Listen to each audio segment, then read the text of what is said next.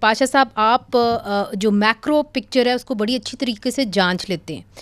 اب مجھے بتائیے کہ یہ فلڈز تو ایک ہم کہہ دیں اگر ایک سیٹ بیک ہے، تو اگر آپ اوور آل پکچر دیکھ رہے ہیں، ہم اس وقت IMF کے پروگرام کے اندر ہیں. بلومبرگ کہتی ہے کہ ہماری ایک اکانومی ہے جس نے جلدی سے ڈیفالٹ کے خطرے سے وہ نکلی ہے. Are we on the right track?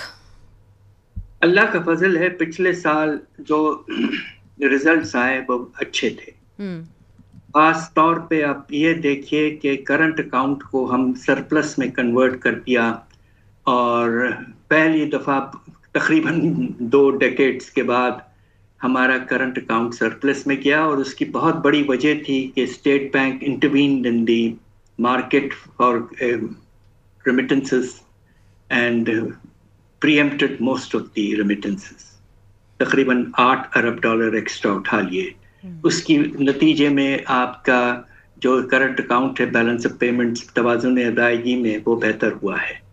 دوسری طرف بجٹ کی بھی پرفارمنس اچھی تھی، اور اگرچہ شارٹ فال ریونیوز میں ہوا مگر اس کے باوجود 20% سے زیادہ گروتھ ریٹ حاصل کیا. اور تیسری طرف جو واضح طور پر مناسب بات تھی وہ یہ تھی کہ افراط زر میں واضح طور پر بہت کمی آئی. تو یہ اچھا سال گزرا. اب ہماری سب کی دعا ہے، مگر اس سال آغاز میں ہی آپ نے دیکھا کہ سیلاب آ گیا. اور اب جو واضح طور پر ایک چیز نظر آ رہی ہے کہ ہمارا کرنٹ اکاؤنٹ جو ہے، ٹریڈ بیلنس جو ہے، وہ پریشر میں آنا شروع ہو چکا ہے. اور ہو سکتا ہے کہ 2022-23 کی طرح ہمارے رائس کے جو برآمدات ہیں وہ کافی کم ہو جائیں، کپاس کے امپورٹ کرنا پڑے، اور گندم کو بھی امپورٹ کرنا پڑے، وغیرہ وغیرہ چیزیں ہونے والی ہیں. جی. تو ہو سکتا ہے کہ ہمارا جو تجارتی خسارہ ہے یا سرپلس ہے وہ متاثر ہو سکتا ہے، اور پاکستان کا ریزروز پھر سے کچھ حد تک پریشر میں آ سکتے ہیں. ایگریکلچر کو جی بہت بڑا دھچکا لگا ہے اس سیلاب کے دوران، اور یہ کہا جا رہا ہے کہ اگر آپ زراعت کے شعبے کی مدد نہیں کریں گے تو پھر معاملات اور بگڑ سکتے ہیں بہت تیزی سے. خاص طور پہ جو کسان ہیں ان کو بہت ایک لیونگ کرائسس ہو سکتا ہے. تو حکومت کو کون سے سٹیپس اٹھانے چاہیے زراعت کے شعبے کی مدد کرنے کے لیے؟ دیکھیے، سب سے پہلے ہمارے جو چھوٹے کسان ہیں جی، ان میں سے جن لوگوں نے چھوٹے چھوٹے قرض لیے ہوئے ہیں ان کو یا تو آپ رول اوور کریں یا رائٹ آف کر دیں.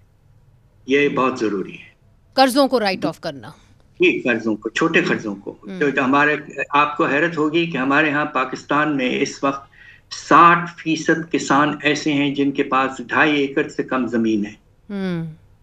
تو اس لیے یہ بہت ضروری ہے کہ چھوٹے کسان کو سروائیو کرنے کے لیے سپورٹ چاہیے. دوسرا جو ایک بہت بڑی غلطی کی IMF کے کہنے پر، اور وہ یہ کہ ہم نے قیمتوں سے پروکیورمنٹ اور سپورٹ پرائسز کو ختم کر دیے. اور اس سے گندم کو جو پچھلے سال اتنا نقصان ہوا ہے کسان کو، تقریباً انکم جو ہے کسانوں کی پچھلے سال پالیسی کی وڈرال کی وجہ سے 2000 ارب کا نقصان ہوا ہے، تاریخ کا سب سے بڑا نقصان. We have to restore the policy of procurement and support price, particularly for wheat, اس لیے کہ وہ ہمارا فوڈ سیکورٹی کا بیسک ریکوائرمنٹ ہے. اور تیسری چیز جو ہمیں کرنی ہے وہ یہ ہے کہ آپ کو حیرت ہوگی، IMF کہہ رہا تھا کہ فرٹیلائزر اور پیسٹیسائڈز پہ ٹیکس لگا دو. یہ بالکل نہیں لگانا ہے، بالکل نہیں لگانا. کم از کم جب میں کافی عرصہ پہلے حکومت میں تھا جی، میں نے فرٹیلائزر پر 40% سبسڈی دی ہوئی تھی. آپ کو سن کے شاید سرپرائز ہو کہ اس وقت ہندوستان بالکل میں ہندوستان کی کرنے لگی تھی بات. جی، 60% سبسڈی دیتا ہے. بالکل بالکل. اور یہ جی وہاں پہ ایگریکلچر کا جو ایک زراعت کا شعبہ ہے اس نے کافی ترقی کی ہے ہندوستان میں. کیا اس کی وجہ یہ بھی ہے کہ وہ اس کو اسٹڈی بھی کر رہے ہیں، اس حوالے سے انہوں نے اسکولز بھی بنائے ہیں، کالجز بھی بنائے ہیں اور چھوٹ بھی دی ہے؟ ہم یہ کر نہیں پائے، نہ PTI کی گورنمنٹ کر پائی، نہ میاں نواز شریف صاحب کی گورنمنٹ کر پائی.